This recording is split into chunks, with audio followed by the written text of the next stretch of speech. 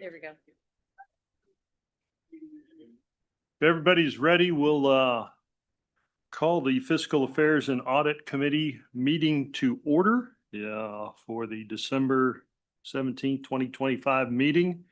The first item on the agenda is the old business and approval of the minutes from our committee meeting on the 2nd of December and also for the November board meeting or committee meeting.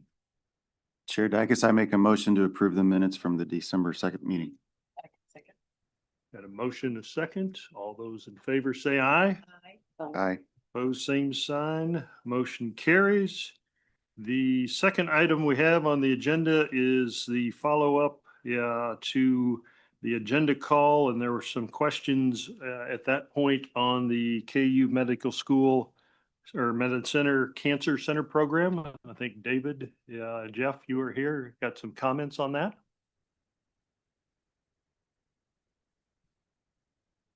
Thank you. It's good to be back. I have an opportunity every now and then to be here, so I appreciate that. And Regent Dicus, it's great to see you at the helm here this time. So, yes, you have in your packet, I don't know what page it's on, Elaine. Oh, yeah, sorry. I'm David Vranikar, thank you. I'm the Chief Operating Officer at KU. And Regent Crocker, I don't think we've had a chance to meet yet, but just for background, I used to be the Chief Financial Officer at the Medical Center. And then in Chancellor Gerard's restructure of the university leadership team, I'm now doing operations for the entire university. But I say that only because only to explain that I've been involved in this cancer center project pretty much since the beginning when I was working at the medical center. So what I wanted to do today, you have a description, a little narrative description, page or two, I think, two or three pages in your book. Don't happen to know what page it's on, but 125. 125. Thank you, Elaine. And I want to just remind you of what had happened earlier with respect to the Cancer Center and then describe what is proposed in this current proposal, which is has some updates to the earlier approved project. In 2023, in December, 2 years ago this month, the Fiscal Affairs Committee and then the full board approved the program plan and the project cost estimate for the Cancer Center building, which allowed us to get started in earnest on that project. And we engaged architects and started the whole process full on. And we've been working on that very actively for the last 2 years. Certain things have changed over the course of that time, and that's what I'm going to update you about today. At the December 23 meeting, which was the project was approved to move forward, I'll give you a few highlights and then contrast where we are right now and give some explanation about what has changed. So at that time, in the initial approval, it was a $250 million total project cost estimate, a 212,000 square foot building, which is just the university side of the complex, which will be the cancer center that includes not only the university research side, which is what you approved, but also the health systems clinical patient care side of the cancer center, which is a similar size and similar scope building. So together, it's a roughly 400,000 or 500,000 square foot complex was what was planned in December 23. The design or the anticipated design at that time had room for 32 labs for principal investigator researchers. And we had funding sources available then that were summing to the $250 million project cost. So today, I'm going to contrast where we are right now, 2 years later. We have done a whole lot of work, many iterations of different design elements, different inclusion or exclusion of certain program elements, and now have full responses from all of the bids we had put out. So we have much more confidence now in what the cost and the overall program is. I apologize for this mic. It seems to be cutting out a lot. So it was a $250 million project 2 years ago. The current estimate and the proposal we're making and seeking the board approval for today is $330 million. I will describe what changed in a minute to give you a sense of what caused that increase of roughly $80 million. The size has gone from 212,000 square feet to 282,000 square feet. The construction cost is not terribly different. I'm not going to highlight that. It's pretty close. I'll describe a little more about that in a minute. When we had 32 research capacity for 32 principal investigator researchers in 2023, we now have 44 capacity. So we've increased the capacity by a third or so. And we have funding sources now, which is part of the reason we're making these increases that add up to the $330 million current cost. Obviously, if we didn't have that, we would not be proposing this. So the key revisions in our current program compared to the prior program from 2023 are first, the additional funding. And the key elements of that, there are a number of smaller ones, but the key elements of that are the medical center itself has put in an additional approximately $30 million of our own money, of KU Med money that we chose to use for this purpose that was available for strategic initiatives. And this is one of the top several initiatives of the entire university. And so we made the choice to put in money that we had available that we had not yet allocated as of the time in 2023 when we were to the board.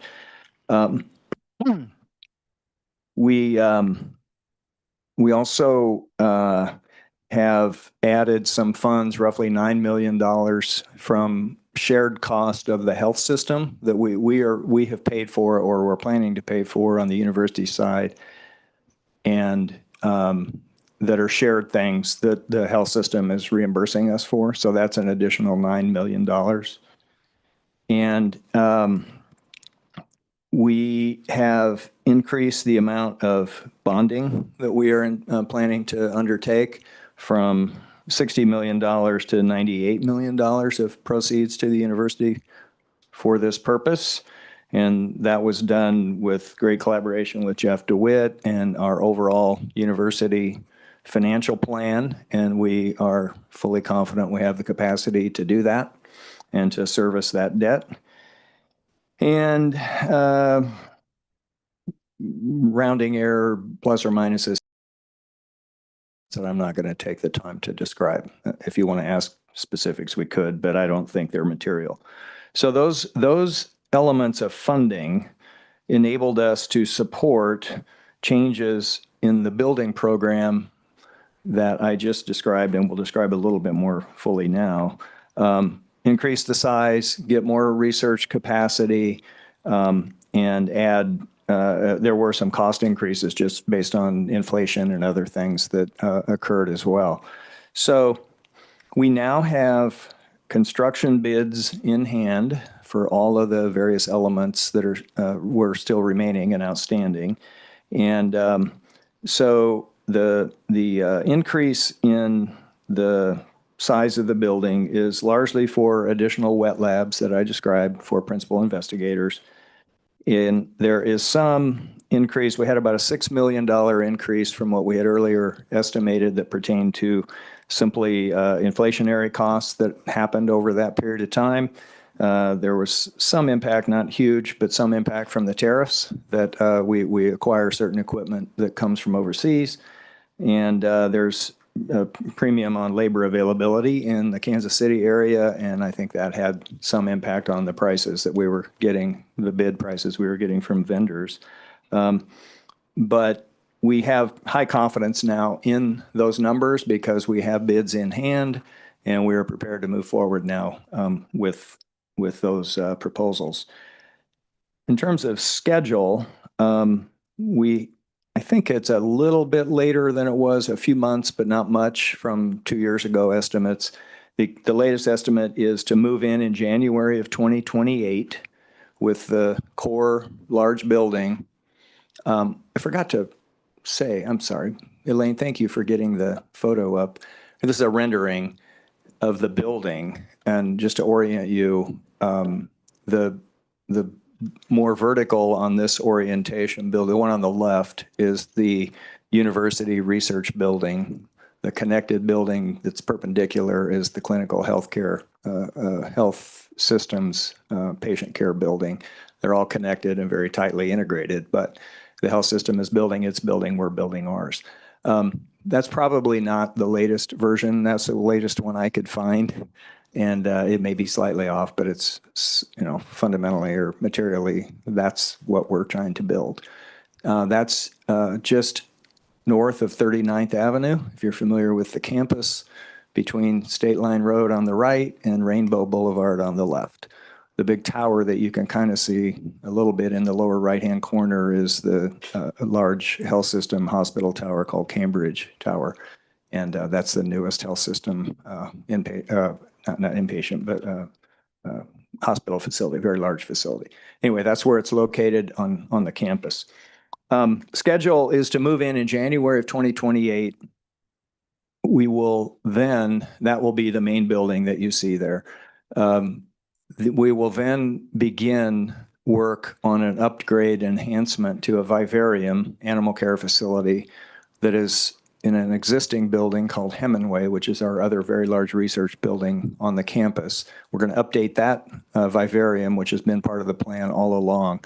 And that will take not quite a year to finish. And then when that's done, the entire project will be finished. But that part is a very good adaptive use of existing facilities, which reduces cost and reduces time frame to completely build out the vivarium.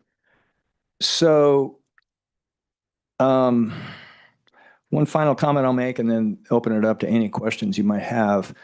When we did the proposal in December of 2023, we had what was called a base plan, which is what was approved and what we requested to be approved.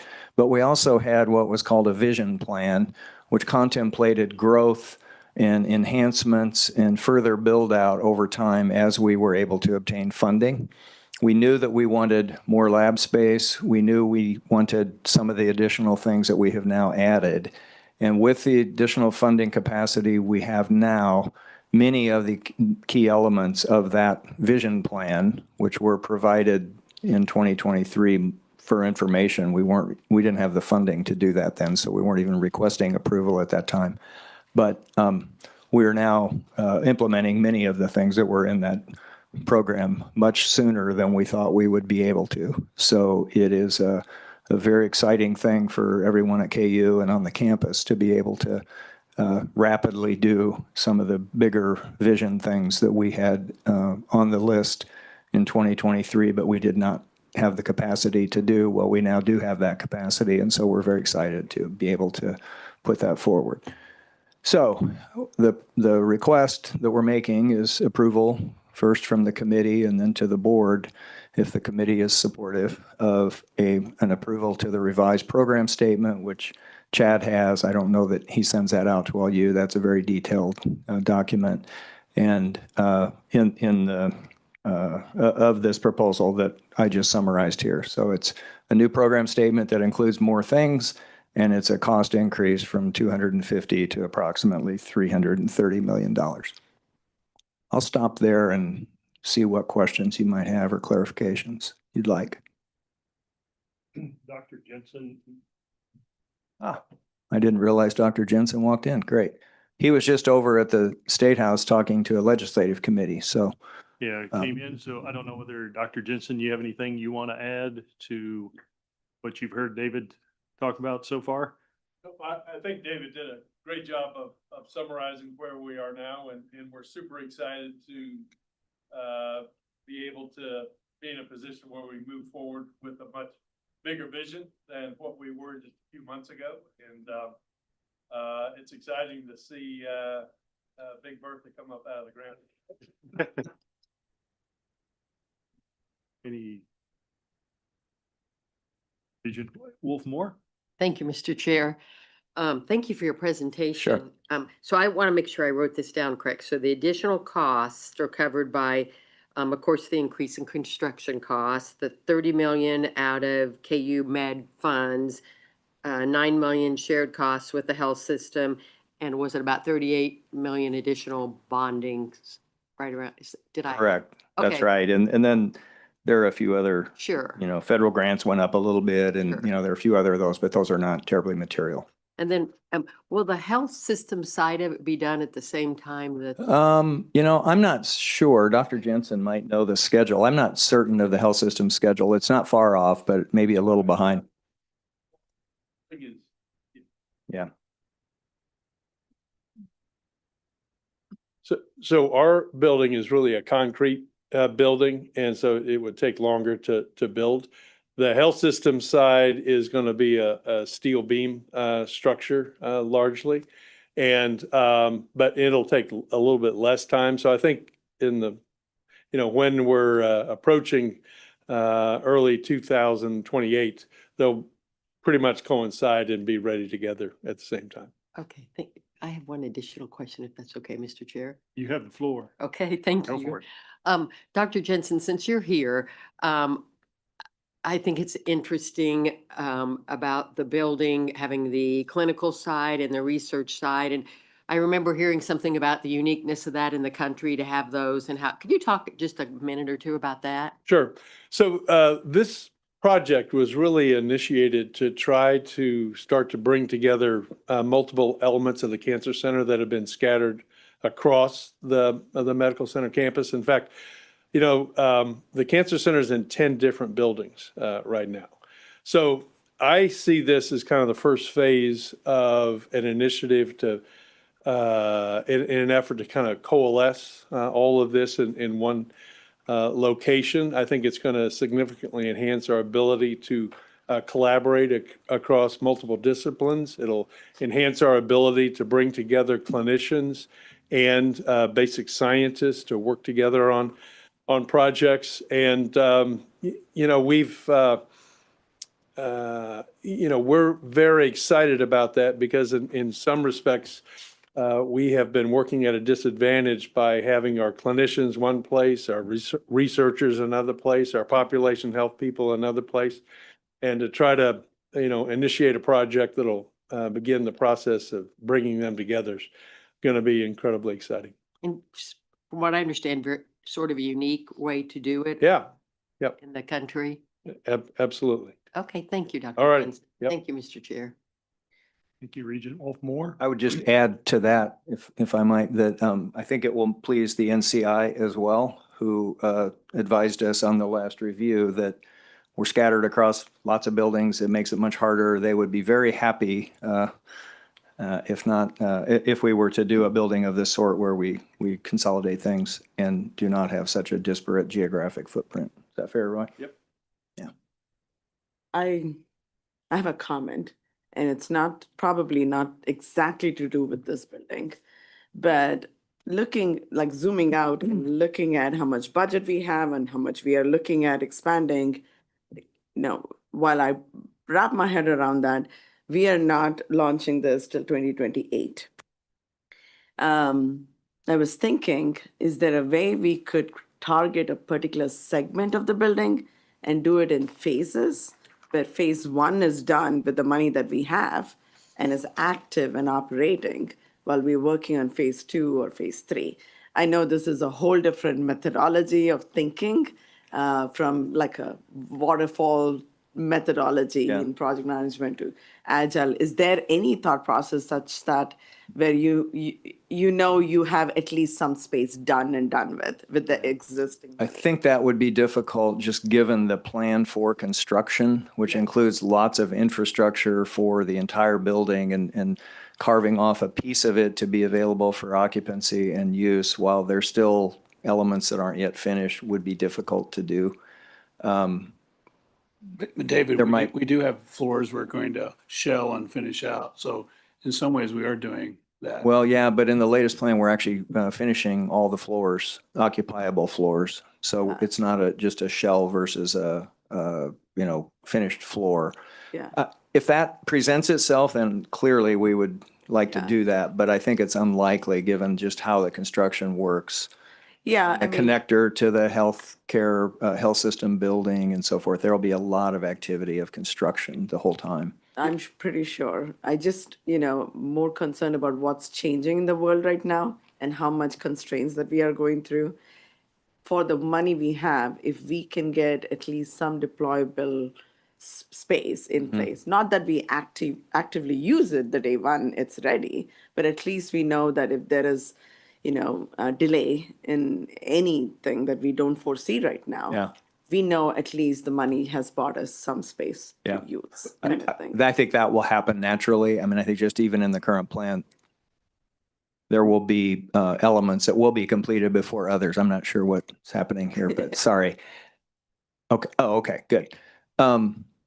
So that may be just a result of the normal process that certain things will finish before others. But in terms of full occupancy or moving, key people in and all that, I think that's unlikely that we would do that before the whole thing's done. Just to build on what David said, we, the three of us and a bunch of other people, had a lot of discussions about what funding we could mobilize and get to get that built out as much as possible, because it is a key. The key for financial health and long-term growth at the medical center is growing research. And this is the premier place to grow it. So we made special efforts to be able to get this building as finished out as possible to grow research in the area of cancer research, which is one of the critical areas. So your questions, these all were discussed heavily. It wasn't 6 months ago, we were not going to finish 3 floors out. Mm-hmm. And we found a way to finish the floors out. And now Yep. we can go bigger and do research, which is our key to growing. And while we are growing from 32 researchers to 44, are we expecting more research funding from NIH?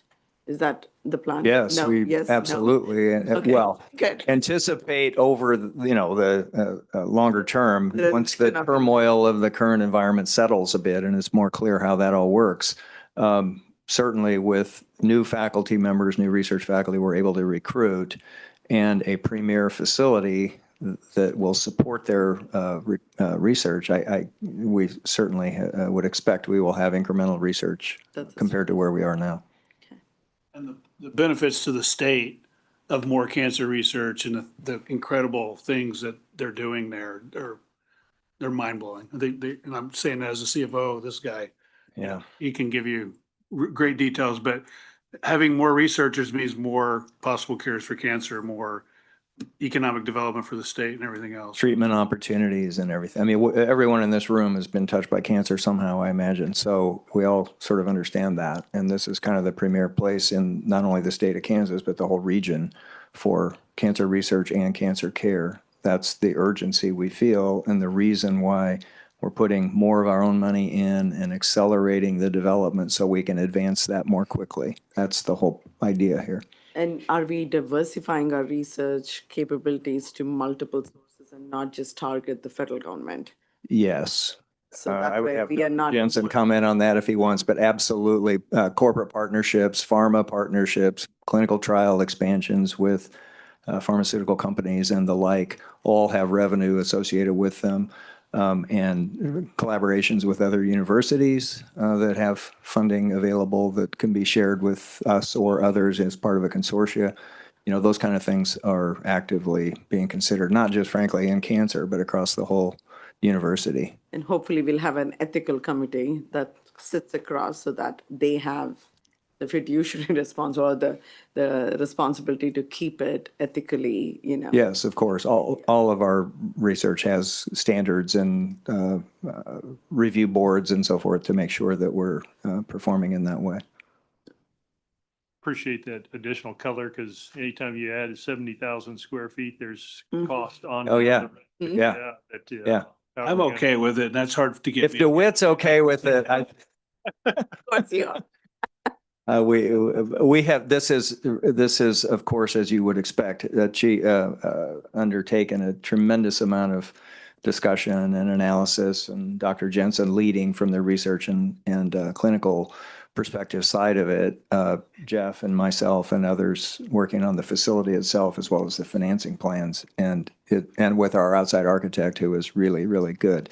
So, you know, we don't do this lightly. This is a big commitment of the university, but I think we all feel good that this is what we ought to be doing and it's a high priority thing. So let's put our money in where we say our high priorities are. And this is clearly toward, if not the top, it's right at the top of the list across the whole university. We appreciate you being here today. What we really appreciate is what Dr. Jensen and the entire team and KU has done over the years to have this cancer center at the University of Kansas in this area of the region. As we all get older, and as you said, we know somebody who's had Yep. cancer. Yep. It's so important. Yeah. So, Well, thank you for the opportunity and I look forward to discussing it with the rest of the board this afternoon. Thank you, Roy. Anything else you want? Okay. we got, Oh, I'm sorry. not done yet. Okay. Excuse me, Kathy. Oh, there we go. Since you brought up NCI, when is the next NCI comprehensive review? So our grant will be submitted in September of '26, so a little bit less than a year away. And then we, in a development that actually just occurred this week, they will be having site visits again. And so we will have a site visit probably in February of '27.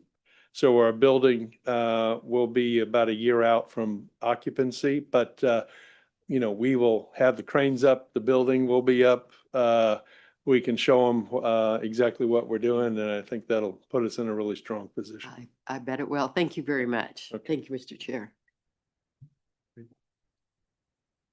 I'd take a motion to approve the update and additions to the Cancer Center at KU so that we can move it to the full board. I'll move. Second.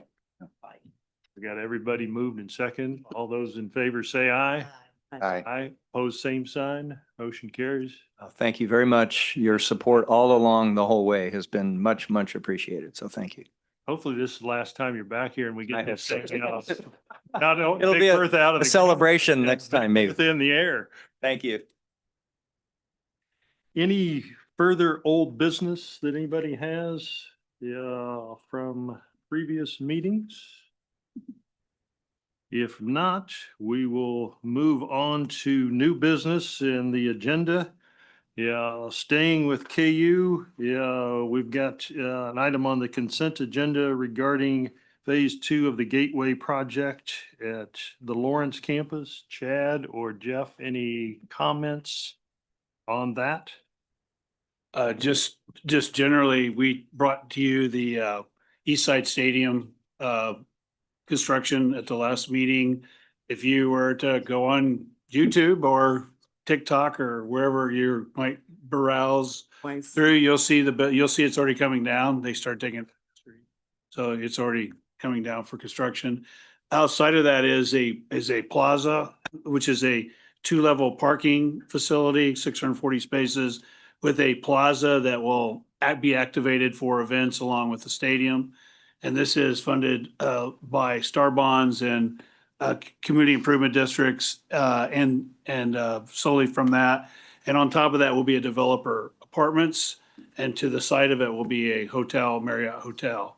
So this is the parking facility that that connects to the stadium. It's a separate development and funded slightly differently. It's the public improvements for parking, and the plaza will be a highly activated, highly event-driven facility as well. So this is not your typical parking garage, and that's what the request is for, to move forward with that.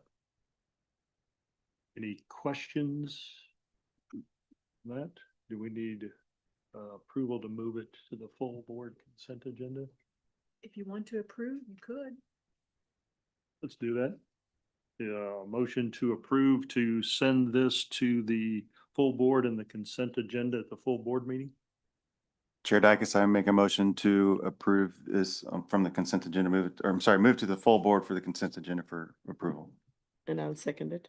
Got a motion and a second. All those in favor say aye. Aye. Opposed, same sign. Motion carries.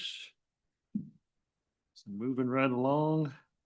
Next item, we will move to what will be the discussion agenda at the full board meeting. And the first item that this committee will have in the discussion portion of the agenda is the housing and dining proposals.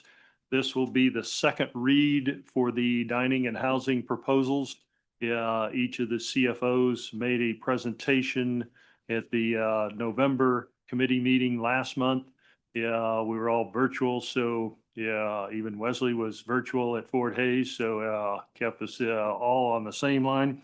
But the thing that the committee discussed and what we didn't have being virtual for that meeting is a lot of the student involvement.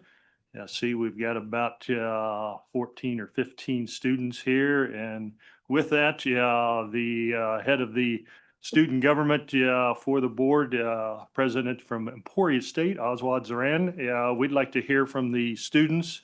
We did get some letters from the campuses, so we appreciate all of that. But with all of you here present, we would like to hear from any comments that you have. Yeah, because you are why we are here. So with that, I'll turn it over to Oswald. Thank you, Chair Dykes. Thank you, Regents. Super exciting because we're done with finals and we have all the time. Sorry we couldn't be there for the November meeting. But you all should have received a report. Thank you, Director Frisbee, for getting that to the board. Really talks very briefly about our processes for each of the individual schools. Really, the purpose of it is to have students be involved as part of the feedback process. And some universities have what we call residence hall associations, where they have students as part of res halls, where they live, where they experience those experiences, and they get to give feedback, and they give an informal vote as an advisory council. But at the same time, we also have institutions where decisions are made, and then after they get feedback, staff and administrators get feedback from students on a more holistic level if that is something that they if they have feedback on that. So really the ultimate goal is to get students involved, and from my perspective and understanding, each of our institutions have that process intact for students to be part of that. So yeah, I'll stand for questions, or if anybody has anything they'll like to mention, you're more than welcome to. So Any other student leaders that would like to get up in front of a mic and practice your public speaking? very good practice. Very fun when it cuts out like that. David, test your abilities there. Any questions from the regents or the committee? Yes, sir.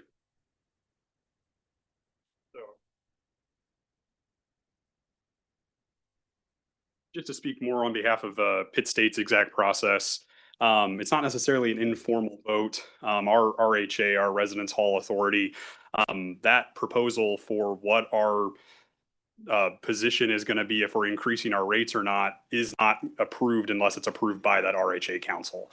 And that council is made up of residents that have been living in the dorms, current RAs, people that I work with as an RA at Pitt State as well. So that decision's not made lightly.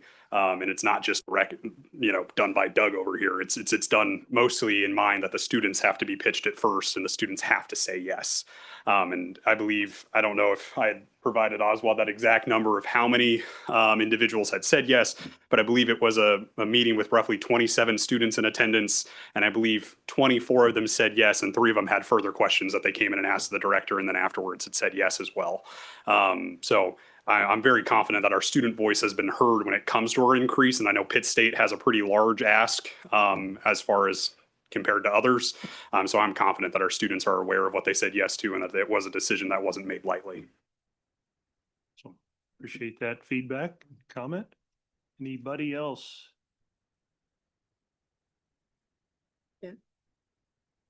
So I'm not as tall, so I do apologize. But I hope you are all doing well and keeping warm. And I'd like to thank you for the opportunity to represent Wichita State to speak on the housing rates. just for a little bit more specifics, I know a proposal was already sent to you all, but we will not have a change in the room rates, but we will have a slight increase in the unlimited dining plan of about 4.06%. And this is just mainly due to our contract with our university catering services called Chartwells, and it's due to food inflation based on the consumer price index. Our current process for the student voice is to have the director of housing residence life attend a public meeting of the student senate where they present on the housing rates regardless if there's an increase or not, with the reasons why. And then in those meetings, elected students provide feedback and ask questions. The Student Government Association currently does not have a formal structured process. However, in early conversations with Housing Residence Life leadership, SGA has considered looking into establishing an advisory board to really empower them to hear the recommendations, provide feedback, and notify the Senate to provide formal and final feedback to the Kansas Board of Regents. In the past, if Student Government Association has been unsupportive of the housing rates, of any increases or things like that, the Senate would direct the student body president to notify university leaders, have discussions, and then support the submission to the Kansas Board of Regents once those concerns was addressed. Thank you all so much for your time, and if you have any specific questions, I'd be happy to answer them too. I do have a question. Yes. For all universities, but so when we are I understand that the catering agreement is a big, long process. It's not taken lightly. Understand that. Do we reflect on how much was food wastage from the previous year? Do we know anything about that? Sorry, could you repeat the last part of your question? Food waste. So for example, the catering service is estimating X number of meals or X number of quantity of food. And then at the end of the day, it's not consumed as much. Is there any check on that? So I can't talk formally on the university process side of things, but something that Amy and I have been working on is a food waste initiative. Amy can speak a little bit more to that, but we have been working with ICT. I forgot the formal name of it, but we have been working on that just to make sure that we aren't wasting any food and that we're being the most efficient with our food processes, just because we want to be able to be sustainable and we don't want those costs to really be wasted. We have something called the Chakra Support Locker on campus, and that's a Student Government Association initiative. And so we're trying to work with them as well to make sure that if there's any food insecurities that we address those concerns. I'm sure David can answer the other part of that question. Regent Peresker, if it would be okay with the board, if I could ask Dr. Terry Hall, our Director of Student Affairs. She's raising her hand. Yes. I know she has some comments that she'd like to make. Absolutely. And thank you so much. Hi, Terry Hall, Vice President for Student Affairs at Wichita State. Just wanted one last chance to thank you all for my opportunity to serve with you over these many years, and just wanted to talk one last time before I left. So in terms of food waste, we take it very seriously. Certainly in our dining program in particular, that's one of the reasons we eliminated trays, because we found that students would put more food on a tray than they would if they were carrying the plates individually. We've also worked on the portion sizes to make sure that the serving sizes are good. But we do several times a semester at least do the calculations about waste and how much it is and all the other kind of things as a way of monitoring it. When it comes to catered meals, in particular in the Radigan Student Center, we actually have an app where students can sign up, and when there's leftover food in a room, there are actually to-go boxes that they can go and pick up and take that food with them. And so it's amazing to see the hordes of students coming in because these are the plated meals that are really good. We also have a system of taking leftovers to one of our residence halls that are open as well, that in the kitchen areas that we stock the refrigerator. So we're working really hard to make sure that our food counts are accurate when we put them in so that we don't have lots of waste. So it is something we're taking very seriously. Okay, good. Thank you. Thank you so much, everybody, for coming in. Super grateful that we have people who know a lot about each of these institutions. So appreciate everybody's collaboration to get that report completed. So. Thank you. Thank you to all the students for being here. Hope your grades are coming in from finals as you anticipated, and maybe you're having a little celebration here in Topeka while you're all together. Yeah, with that, I'd take a motion from the committee to move this for a second read at the full board meeting. Got a motion? Second.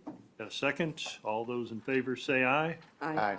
Opposed, same sign. Motion carries. Thank you to everybody for your input. Thank you to all the CFOs for the hard work, working with the student organizations to put this all together for the last 2 months, and we'll look forward to a positive vote this afternoon. So with that, moving on in our agenda, we now have 4 facility items. The Chad Bristow Show will now commence. Chad, any comments you want to make to the committee before this afternoon's presentation? Thank you, Chair Dicus. Yeah, beginning on page 4 of the agenda. So Fiscal Affairs and Audit, item number 2 would be to receive the annual facilities report. High-level overview on this. This is the 3rd annual report since the new funding for the board's facilities initiative began in FY23. So prior to that, coming out of 2020, 2021, the board and the universities rigorously worked together to develop a framework for the facilities initiative. Part of the policy update that came out of that effort was we need annual reporting as a best practice to keep up with a data-driven process. So this report is the 3rd annual. We're still working, I think, on getting some good trend data. I think in a year or 2, we'll have 3 solid years of space utilization trend data. So really seeing some benefits from this annual reporting. And I want to acknowledge that all of the university teams have put in a tremendous effort to develop systems that routinely make it easier to collect and process that data. So heavy lift in these first few years, but we're already seeing that that's getting a little bit easier. The takeaway here from this report is, and it's not unexpected, but that the estimated renewal cost for the backlog liability of deferred maintenance and renewal needs has continued to go up. We're up from 1.57 billion estimated renewal cost to a state of good repair for the mission critical buildings last year. That's estimated at 1.7 billion this year. Without that additional investment over these last few years, that would be even higher. And we have done projections over the last few years that show without additional investment and without increasing the investment based on the board's maintenance assessment, we're talking about several $billion in 10, 20 years. It becomes very overwhelming. So a lot of good, substantive, observational improvements. These funds have resulted in a significant increase in the number of projects, including re-roof replacements, HVAC replacements, all of these qualitative improvements to buildings that you can go in and recognize. So we've heard a lot of anecdotes over the months and years of what this additional funding has provided, but still a daunting task to solve this problem. Additionally, in this report, we are seeing the annual maintenance assessment requirements, which the board established as the aspect of the facilities renewal initiative is based on a large idea that is a change from how things worked in the past. The maintenance assessment is that idea, that concept. And so what it provides is a formula for the board. Oh, thank you. The universities are required to keep facilities data, a building inventory, and cross-reference that with a third-party cost estimating source of data. In this case, RS means construction cost data feeds our facilities database. And what that does is creates a kind of market look at how much each building system in each building would cost to replace. So what that results in is a total replacement value for the mission critical portfolio. And then the best practice approach is to reinvest 2% of that replacement value annually back into the mission critical buildings. And an easy idea here is a 50-year building depreciates at 2% a year. So a lot of industry standards reference this 2% rate. So what this report also includes is since FY23 out to FY32, what we project that replacement value to be, what the maintenance assessment calculation requirement for each university to reinvest annually would be, and then how much the universities have reported spending towards that maintenance assessment. The first 3 years, with benefit of additional state funding, as well as a lot of one-time funding, grants, other incentives, each university has far exceeded that in the first 3 years. The other feature, though, that the board and the universities agreed on a few years back was to gradually increase up to the 2% annually a year. And so we are looking at 1% here in FY26. We started at 0.25%, so it's a gradual increase, and it gets harder and harder to achieve that once you get up to 2%, considering that the replacement value is going to hover right around the $8 billion mark. You get up to $180 million a year pretty quickly. So I just want to say that because it underscores the importance of having that additional state funding. So that's included, as well as the EBF expenditures. So the Educational Building Fund, long-standing primary source of funding for campus facilities, established in law in the 1940s. We report on this annually because the legislature appropriates those educational building funds. The board allocates to the universities based on a formula that looks at the square footage, the age, and the complexity of buildings. And then the universities utilize that money for rehabilitation and repair of mission critical buildings, remodels, as well as demolition. And so this report includes that expenditures. For FY25, the board allocated $62 million, and the universities spent approximately $56 million. And then finally, I'd highlight in this report that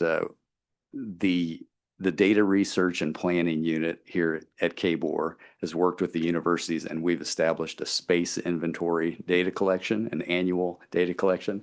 A lot of people put in a lot of work to formalize this, and I think it's created some efficiencies and streamlined how space inventory or room by room data is collected each year.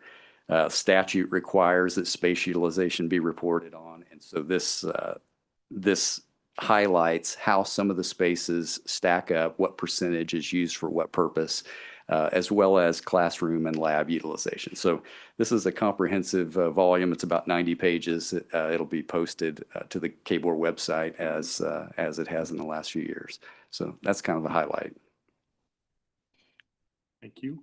Okay, we don't need anything. On to the next one. Okay, next item. Just intrigued on how do you, what systems do we have in understanding the space utilization right now? Well, so Regent Prasker, working back a few years, the board supported continuing our work with consultants who've helped the board, staff, and universities work together to create some tools. From a space utilization perspective, we have what I just mentioned, the data research and planning online collection. So that's a space inventory of thousands and thousands of lines, room by room.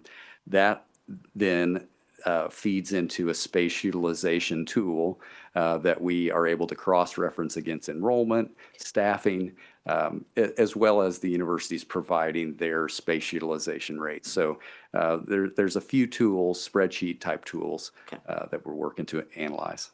Spreadsheet.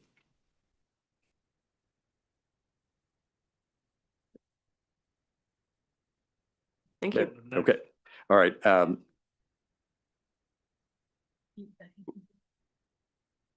Regent, I guess I could add a little bit to what K-State's doing in terms of space utilization. We've started a pilot. We don't have it university-wide. We've just picked on some specific spaces where we've worked with a vendor that can track how many devices are in a room based on the connection into the Wi-Fi devices that we have within those spaces. And so we're looking at that data to understand what is real-time utilization really on a 12, 24-hour basis. And then in our previous conversation in the governance committee, we're looking at how potentially we can leverage the information that is through our access control system. Yeah, the cameras. And validate that data. So we're trying to look at, and again, we're in sort of a pilot phase to understand what does that look like, how that can help us think about our spaces, how they're being utilized, are they being utilized, and then give us some tools and data to help us from a planning perspective to kind of go back and reinforce what Chad is saying. We really want to look at space utilization with data. And every university is different, it looks like, in how they do what they're doing. I think, David, we're doing a lot on that. David, I don't know if you want to, you can set up here for a minute if you want to kind of tell what we're got going on. Sure.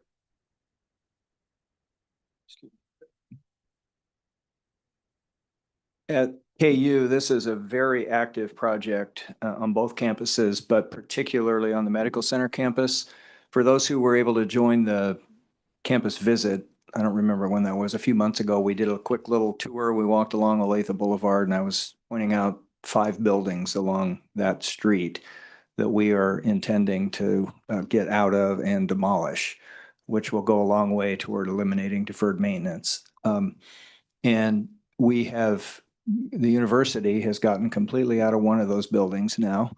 We have a few people left from the health system for a methadone clinic and a few other things in there, and they are actively working to get out, and they expect to be in the spring out.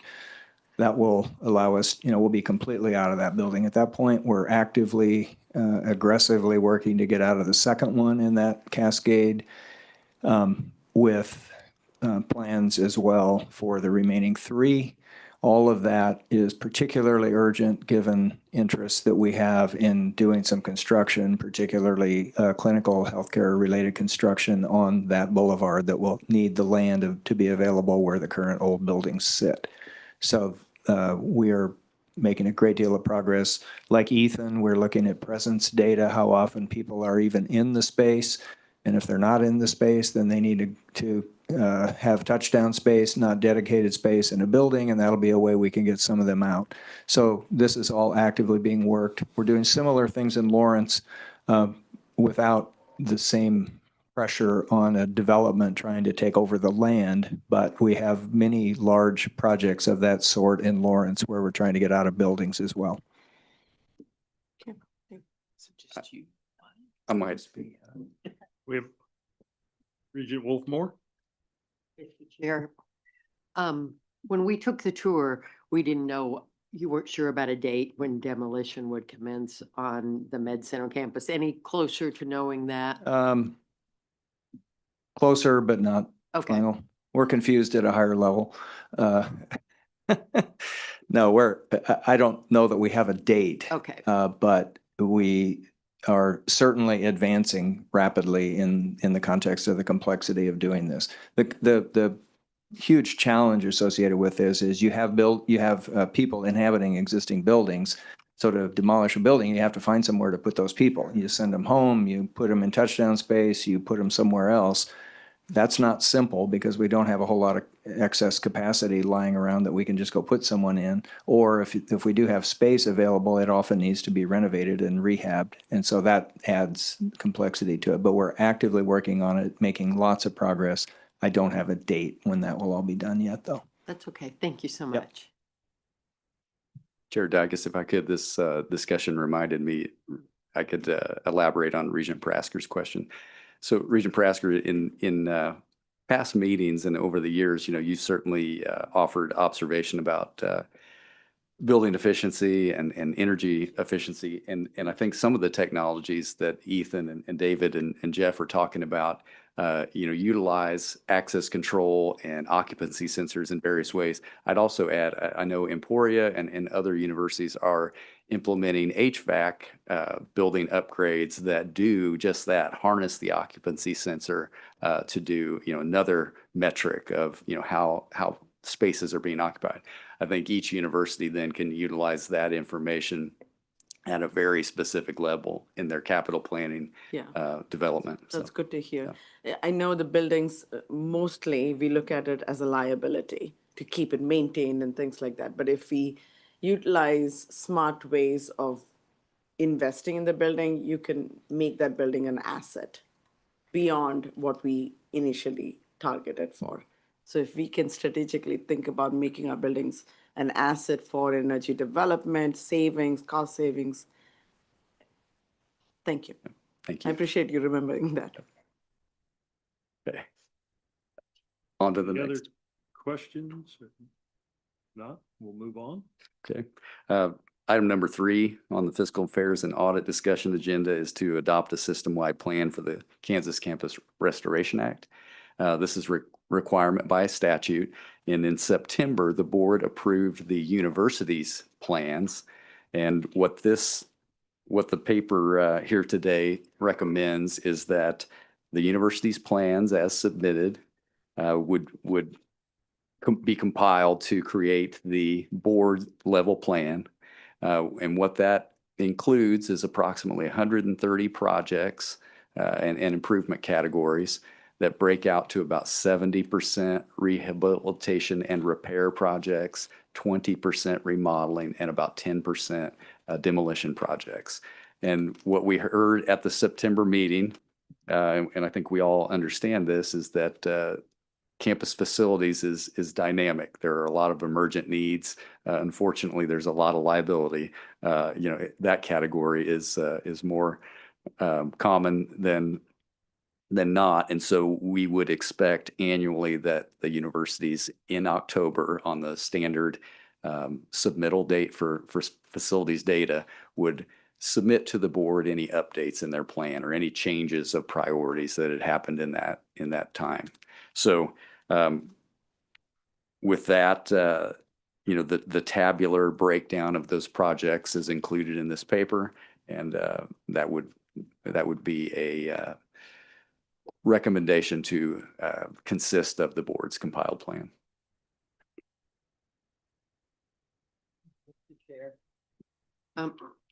That Campus Restoration Act, before my tenure on the board here, but that's just been a fabulous thing that we hope goes on for years. My question is, and you may or may not know the answer, do we ever take the time to make a presentation to the legislature, to the appropriate committee, to talk about what this has allowed us to do? I know every year at the legislative session, it's a little bit of a fight to make sure we keep this in our budget. So any thought to that, or has that been done? Well, Regent Wolfmore, I mean, we've certainly highlighted it as part of the board's initiative at our annual presentation of capital plans, 5-year plans. I'm trying to think if Vice President Frisbee, if there's been a specific Well, presentation. unfortunately, our time is usually quite limited in what they will grant us to talk about. And they have their own agenda for what they want to hear from us on. But wherever we can take the opportunity to herald what the legislature has done for us in this area and student financial aid, we try to latch onto those opportunities. Yes. I think that's pretty It will, important. it's a standard part of Blake's PowerPoint slides to use this information that Chad and the campuses have developed. Okay, thank you. And I would just add to that, Regent Wolfmore, in the report, we've tried to highlight in graphs to illustrate how instrumental that is for the board's initiatives. And so certainly trying to keep it present. I get it completely. They just get overwhelmed with so much information that it's hard to keep up on it all. And I also get what Elaine says, that they sort of determine what we talk about and we get limited amount. But I think more information on this to them might be to our benefit and make the end of the budget year a little less complicated for us. Thank you. Thank you, Regent Wolfmore. Anything else on the Restoration Act? We will hear again all of these at the full board meeting and the discussion items. So Chad, on to the Building Educational Fund appropriation. Okay, yes, Chair Dykes, number 4. So this is on page 124 of the board book today.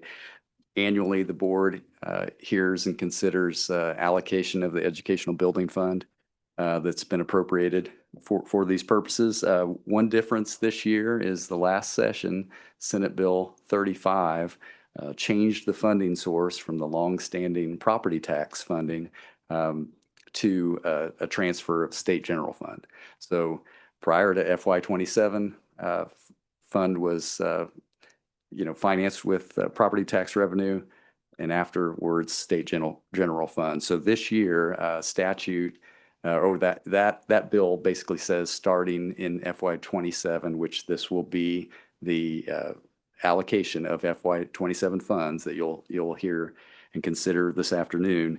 56 million is the starting amount, and then each year beyond that, it's and I'm going off memory here. It's an average percentage of the change in valuation of property over a 10-year period. So the average over a 10-year period. But if it's a negative change, it would remain flat. So that would take us into the future for amounts of the Educational Building Fund. I'll just highlight too, kind of trying to dovetail all these topics together in under one theme of facilities. The Educational Building Fund, has been a stable primary source of funding for campus facilities for decades, generations. But it equates to about a third of what's needed by best practice. So going back to that maintenance assessment concept, when you consider you're investing about a third annually, you build up that backlog. All public institutions are in a similar situation with this, but that maintenance assessment of getting that to about a 2% of annual replacement value reinvested takes you to the point where you're not adding a significant amount of backlog. Again, these are averages for planning purposes. So Educational Building Fund is very important. 56 million, it's been about 50 million. We've had years where it was 62 million, like we're looking at FY25 was 62 million. But it's an important component in the funding stack.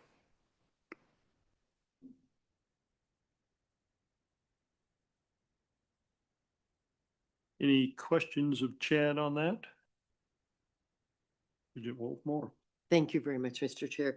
So I understand the new way they're doing this, but I wasn't clear on, so we should get the same, the way the amount is figured doesn't really change. We should get the about same amount. It's just a question of, instead of being the automatic, now it's a demand transfer. Is that correct, that it's? Yes, that is correct. Okay, thank you. Any other questions? The state general, sorry, Chair Dykes, the state general fund that we got an infusion of money from, is that my understanding from a different board is that became more deeper in assets, so that was distributed one time or couple of years? Regent Parasker, so the goal that the legislature had in eliminating the property tax mill levy was to be able to say to taxpayers, we're reducing we're doing something to address your taxpayer concerns on property tax. Right. So it just shifted it to the state general fund. And so the state general fund collects our state income tax and state sales tax and cigarette tax and alcohol taxes and all the things. And at the time when this was done, the general fund had a more robust profile. Got it. And it's looking a little bit dimmer, but better than it was previously when we talked about it in the summer, but still in the out years looking not so as strong. Right. Got it. Just wanted to refresh my memory. Mhm. This happened about 4 or 5 years, maybe. I don't know. Our success with the state general fund appropriations probably going on since 2023, 2024.